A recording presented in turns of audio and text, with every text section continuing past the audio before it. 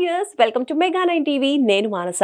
పెళ్లి సందడి సినిమాతో టాలీవుడ్ లో ఎంట్రీ ఇచ్చి తొలి సినిమాతోనే తన అందం, అభినయంతో ఆకట్టుకున్న కథానాయిక శ్రీలీల.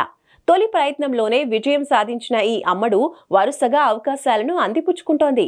ఆ మధ్య వరుసగా ఫ్లాప్స్ రావడంతో కెరీర్లో వెనుకబడింది.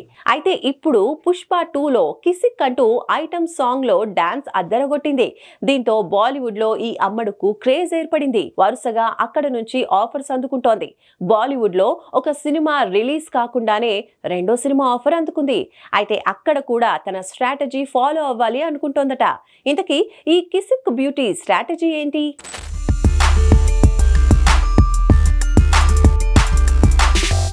శ్రీలీల స్ట్రాటజీ ఏంటంటే, వరుసగా అవకాశాలు వస్తుంటే ఎవరైనా రెమ్యునరేషన్ చకచకా పెంచేస్తారు. కానీ ఆ విధానానికి దూరంగా ఉన్నారు కిసిక్ బ్యూటీ. అదే అండి శ్రీలీల.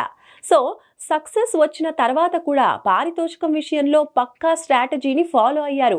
అదేంటంటే, తన కెరీర్కు ప్లస్ అవుతుంది అనుకునే సినిమాలకి ఓ మోస్తరు రెమ్యునరేషన్ తీసుకునేదట ఈ బ్యూటీ. అదే తను ఈ సినిమాకి ప్లస్ అవుతాను అనుకుంటే మాత్రం ఖచ్చితంగా బిగ్ అమౌంట్ని డిమాండ్ చేస్తారనేది ఇండస్ట్రీ టాక్. దీంతో బాలీవుడ్లో కూడా ఈ స్ట్రాటజీని అమ్మడు ఫాలో అవుతున్నారా, లేక అక్కడ క్రేజ్ను క్యాష్ చేసుకుంటారా అనే చర్చ జరుగుతోంది. అయితే బాలీవుడ్లో కూడా ఇక్కడ అమలు చేసినట్టే ప్లాన్ వర్కౌట్ చేయాలి అనుకుంటోందట. బాలీవుడ్ లో కథానాయికగా నటించిన తొలి సినిమాకి 1.5 కోటి మాత్రమే తీసుకుందట. కారణం ఏంటంటే, అది అక్కడ ఫస్ట్ మూవీ. ఇలా రెమ్యునరేషన్ అందుబాటులో ఉంటే మరిన్ని అవకాశాలు అందుకోవచ్చు అనుకున్నారట. అందుకే అంత తక్కువకు ఓకే చెప్పింది.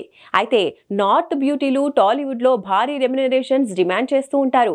టాలీవుడ్ ప్రొడ్యూసర్స్ కూడా బాలీవుడ్ బ్యూటీలకు భారీగానే రెమ్యునరేషన్ ఇస్తూ ఉంటారు. అదే మన హీరోయిన్స్ అక్కడకు వెళితే మాత్రం బాలీవుడ్ ప్రొడ్యూసర్స్ తక్కువ రెమ్యునరేషన్ ఇస్తూ ఉంటారు.